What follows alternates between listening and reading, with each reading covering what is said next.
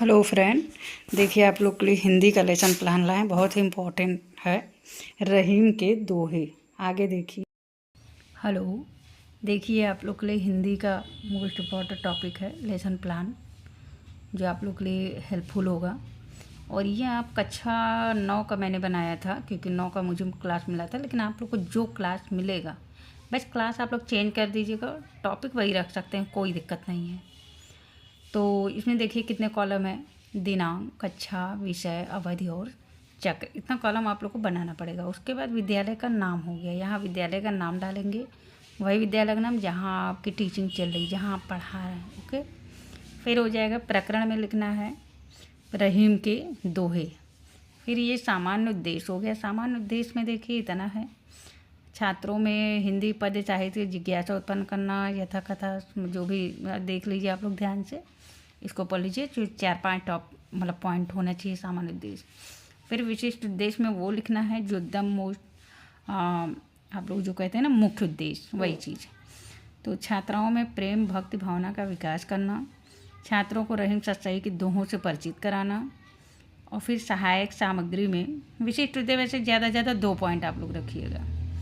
इस सहायक सामग्री में लपेट चांपट पर लिखे गए दोहे और फिर अन्य कक्षोपयोगी सामग्री। फिर पूर्व ज्ञान में क्या लिखेंगे आप लोग, छात्राएं पहले से रहीम के दोहों के बारे में सामान्य जानकारी रखती हैं। और नेक्स्ट पेज पे आप लोग वही दोहे लिख लीजिएगा जो जो आपको टॉपिक मतलब जो पढ़ाना है। जैसे हम 2 खंड लिए हैं 2 पार्ट में, तो एक जो रहीम उत्तम प्रकृति का करि चकत कुसंग और चंदन विष व्यापत नहीं लिपटे रहत भुजंग, एक ही हो गया। और दूसरा हो गया रहीमन धागा प्रेम का, मत तोड़ियो चटकाए, टूटे से फिर ना जुड़े और जुड़े गांठ पड़ जाए। ये आप लोग एक पेज पे ज़रूर लिख दीजिएगा, लेफ्ट पेज या राइट पेज जिधर आप लोग का खाली हो उधर इसको आप नोट कर लीजिएगा। उसके बाद आ जाइए इधर, प्रस्तावना हो गया आप लोग का।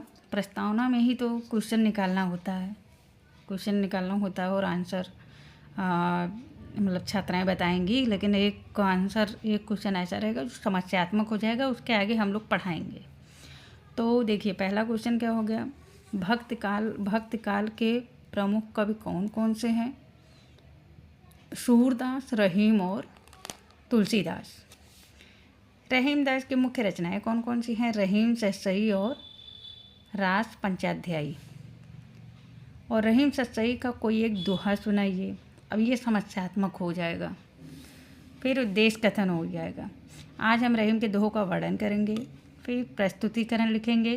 प्रस्तुत दोहों का रसास्वादन 2 अवंतियों में किया जाएगा। ठीक है, तो देखिए प्रथम अनुमिति है पद्य संकेत जो रहीम फिर भुजंग तक का है। फिर आदर्श वाचन, अनुकरण वाचन, उच्चारण वाचन। आदर्श वाचन में हम क्या लिखेंगे, छात्राध्यापक द्वारा प्रस्तुत पाठ वस्तु का सस्वर वाचन किया जाएगा, जो रीडिंग कराया जाता है। फिर अनुकरण वाचन में क्या है, हम छात्र से बोलेंगे पढ़ने के लिए, छात्राध्यापक छात्राओं को सस्वर वाचन करने का निर्देश देंगी। फिर उच्चारण में क्या होता है, छात्राध्यापक छात्राओं को कठिन शब्दों का अभ्यास कराएंगी। फिर आइए नीचे, विशद व्याख्या हो गया।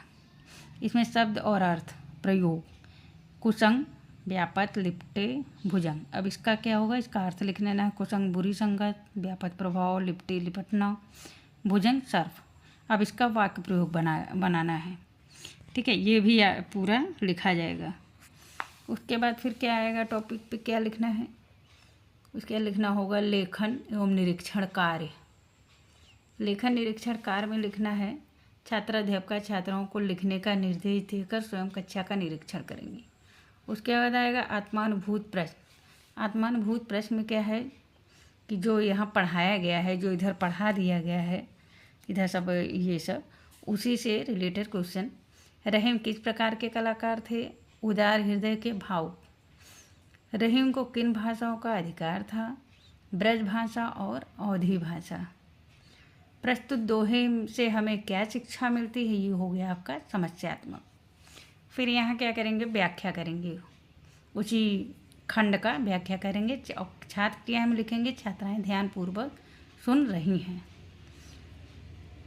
ये व्याख्या हो गया, देख लीजिए आप लोग व्याख्या, इसको देख करके आप लोग कॉपी कर सकते हैं, कोई इसमें नहीं है। ये हमारा खुद का लेसन प्लान है, तो इसलिए कोई दिक्कत आप लोग को नहीं आएगी। बहुत अच्छा लेसन प्लान बन गया था। अब इसमें देखिए, इसी से व्याख्या करने के बाद क्या होता है, रसानुभूत प्रश्न होता है, उसी से रिलेटेड हम प्रश्न बनाएंगे। सब किससे लिपटे रहते हैं, रहीम का स्वभाव कैसा था, रहीम का पूरा नाम क्या था, फिर रहीम किस प्रकार के कलाकार थे, रहीम के दोहे किन किन भाषाओं में लिखे रहते थे। ये हो गया।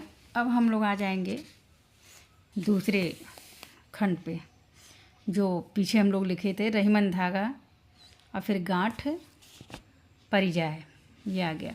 फिर उसमें भी वही सब लिखेंगे, आदर्श वाचन, अनुकरण वाचन, उच्चारण अभ्यास, वही सब देखिए लिखा हुआ, स्वर वाचन किया जाएगा और निर्देश देंगे, सेम वही लिखना है, मतलब थोड़ा सा चेंज कर दीजिएगा।